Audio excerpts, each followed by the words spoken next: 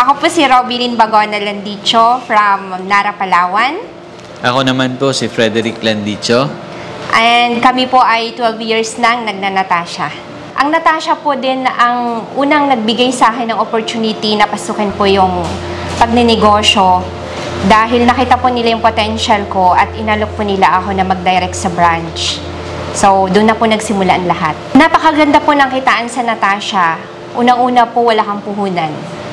So, ipapautang nyo po yung item ng 1 month pero babayaran sa center ng 60 days. So, doon pa lang, napakalaking kitaan na siya. Plus pa po yung mga promo items na it's either gusto mong gamitin or gusto mong ibenta. So, dagdag po sa kita. Yung network mo ay lumalawak dahil po sa mga opportunity, sa mga travel incentives na binibigay ng Natasha. Yung progress talagang nakita namin kasi we started at none, ngayon meron na. Ang naalala ko noon, wala pa kaming sariling bahay. Baby na kami, nakikitira kami kay Labyanan.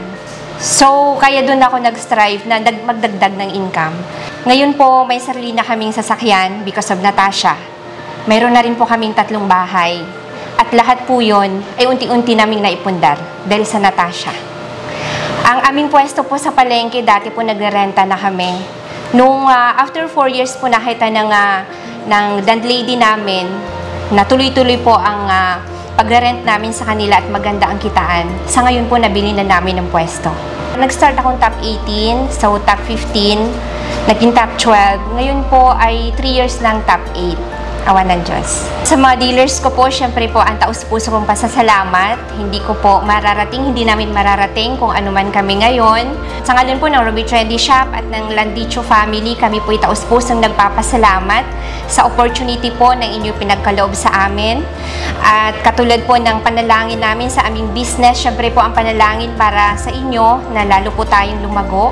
Kasi marami po kayong natutulungan. Sabi nga nila, ang pagnanatasya, ang pagda-direct selling ay hindi lang basta negosyo, kundi ito po ay isang livelihood program. Lalong-lalo na po sa mga housewives, lalong-lalo na po sa mga estudyante na gusto pong kumita kahit hindi po nakatapos pa ng kanilang pag-aaral.